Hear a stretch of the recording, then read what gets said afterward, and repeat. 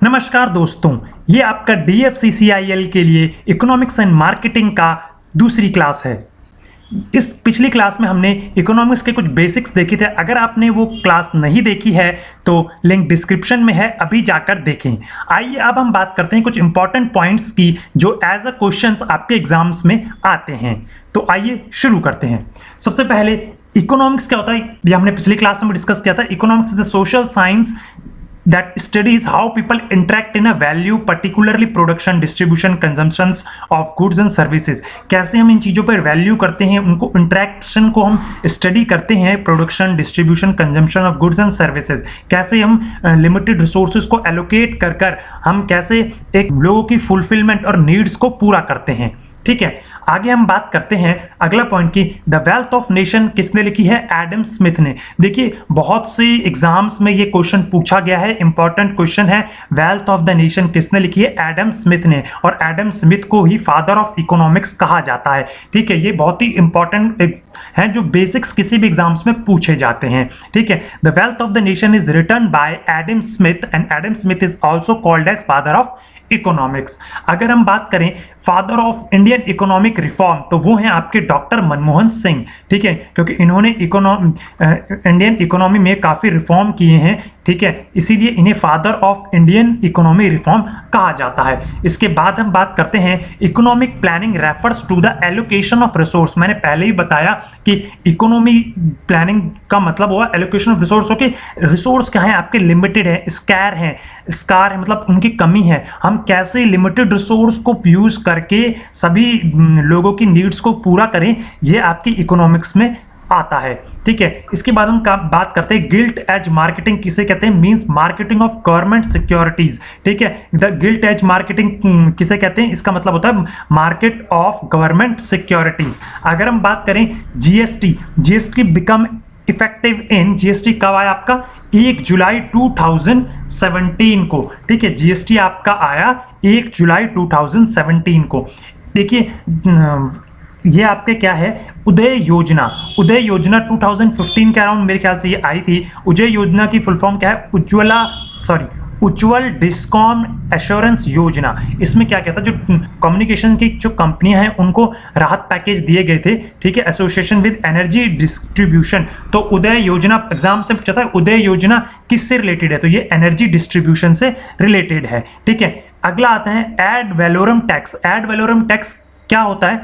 Ad valorem tax on the basis of price, value और transaction of commodity, इसके base पर लगाया जाता है। देखिए एड वैलोरम टैक्स क्योंकि अजीब सा इंपॉर्टेंट लगता है और लोग इसे प्रिडिक्ट नहीं कर पाते हैं। ठीक है, ad valorem tax on the basis of, या तो आपको पास आएगा on the basis of price of commodity, या आएगा on the basis of value of commodity, या आपके एग्जाम में आएगा on the basis of transaction of commodity. तो मैंने तीनों को आपको बता दिया है कि ये on the basis of price, value and transaction of commodity लगता है। इसके बाद हम बात करें, एक होता है इनविजिबल एक्सपोर्ट। इनविजिबल एक्सपोर्ट किसे कहते हैं? देखिए इनविजिबल एक्सपोर्ट कहते हैं एक्सपोर्ट ऑफ सर्विसेज। अगर आप किसी सर्विस का एक्सपोर्ट कर रहे हो तो उसे बोलेंगे इनविजिबल एक्सपोर्ट। देखो दो चीजें होती है, गुड्स एंड सर्विसेज। गुड्स क्या होते हैं? गुड्स होता है टेंजिबल, मतलब गुड्स होता है जिसे हम छू सकते हैं। टेंजिबल सर्विसेज होती हैं जो आप दे, जैसे हॉस्पिटैलिटी हो गई, एक सर्विस हो गई जिसे आप छू नहीं सकते। ठीक है, तो इनविजिबल एक्सपोर्ट किसे कहते हैं? एक्सपोर्ट ऑफ सर्विसेज को इनविजिबल एक्सपोर्ट कहते हैं। ठीक है, आगे देखिए इंडस्ट्रियल रेवोल्यूशन वर्ड पहली बार किसने कॉइन किया था? ये भी एक इंपॉर्टेंट पॉइंट है, पूछा था अर्नोल्ड टॉइन बी। ठीक है, industrial revolution was first coined by Arnold Toynbee. इसके बाद हम बात करेंगे union cabinet has propose to provide housing of all. ये कब तक सबके पास घर होगा? By the year 2022। ठीक है, इसके बाद हम बात करते हैं डिबेंचर होल्डर किसे कहते हैं? देखो डिबेंचर होल्डर्स होते हैं जिन्होंने कंपनी को बनाने के लिए कर्ज दिया हुआ है, तो क्रेडिटर्स को बोलते हैं। ठीक है, तो ये किसी भी डिसीजन मेकिंग में शामिल नहीं हो सकते, पर इन्होंने क्या कंपनी को क्या किया है? कर्ज दे रखा है, तो इसीलिए debenture holders of a company are its creditors. ठीक है, अब हम बात करते हैं इंडियन जिन्होंने नोबेल प्राइज मिला है इकोनॉमिक्स में। तो देखिए ये है अभिजीत बनर्जी। ये इंपॉर्टेंट इसलिए क्योंकि 2020 लेटेस्ट मिला था। Indian got Nobel prize for economics, तो अभिजीत बनर्जी हैं 2020 में मिला है। अमर्त्य सेन को 1998 में मिला है। State earn maximum revenue through, देखो स्टेट को मैक्सिमम रेवेन्यू जो मिलता है वो मिलता है कमर्शियल टैक्सेस से। तो state earn maximum revenue through commercial taxes. ठीक है, इसके बाद हम बात करते हैं तो आता है म्यूचुअल फंड। देखो म्यूचुअल फंड को जो रेगुलेट करता है, म्यूचुअल फंड को रेगुलेट करता है सेबी। ठीक है, सेबी जो स्टैब्लिश हुआ था 1988 में, और अगर बोला जाए इनको पावर्स कब मिली थी तो 1992 में से पावर्स दी गई थी। ठीक है, तो म्यूचुअल फंड को रेगुलेट कौन करता है? सेबी। ये होता है security exchange board of India. ठीक है, इसके बाद हम बात करते हैं in India reserve bank of India decide that saving bank rate. देखो कब ये पूछा जाता है एग्जांपल में, क्योंकि आपको रेपो रेट और वो सब तो आपको पता होगा, लेकिन ये सेविंग बैंक रेट के से आइडिया नहीं लग पाता कभी कभार, तो ये एक इंपॉर्टेंट बन जाता है। In India reserve bank of India decide the saving bank rate. Saving bank rate decide कौन करता है? रिजर्व बैंक ऑफ इंडिया करता है। देखो रिजर्व बैंक ऑफ इंडिया को बैंकर ऑफ बैंक कहते हैं, क्योंकि जो सभी बैंक को रेगुलेट करता है वो reserve bank of India regulate करता है। इसके बाद हम बात करते हैं FEMA। इसका फुल फॉर्म होती है फॉरेन एक्सचेंज मैनेजमेंट एक्ट।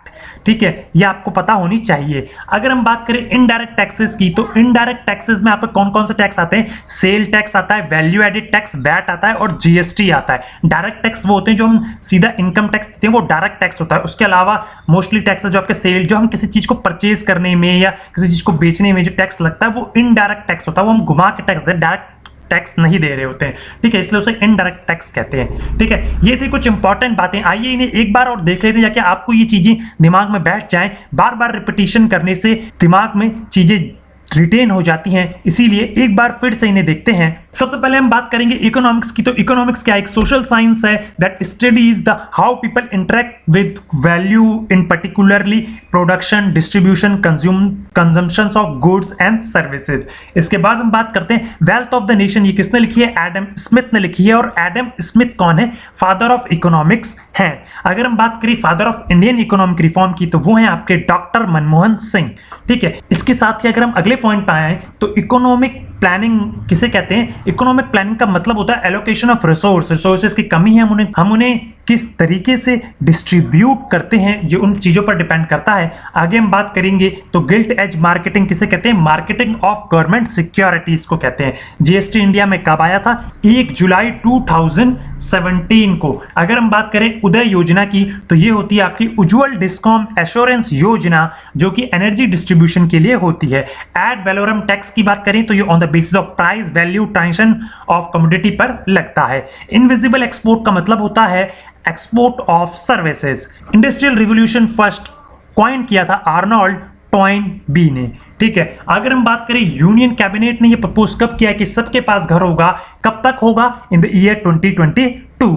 ठीक है, डिबेंचर होल्डर्स और कंपनी में किन्हें कहते हैं? क्रेडिटर्स को कहते हैं, जिन्होंने कंपनी को लोन दिया है। इसके बाद हम बात करते हैं Indian got Nobel prize for economics. तो इकोनॉमिक्स में नोबेल प्राइज मिला है अभिजीत बनर्जी को 2020 में और अमर्त्य सेन को 1998 में। State earn maximum revenue through commercial tax. Mutual refund regulated by SEBI, जो कि 1988 में बना था, पावर्स मिली थी 1992 में। सेबी की जो फुल फॉर्म है वो है security exchange board of India.